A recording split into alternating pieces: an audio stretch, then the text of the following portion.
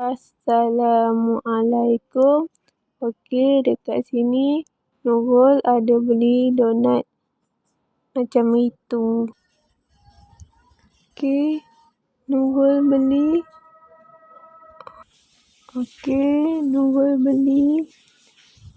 Ovaltine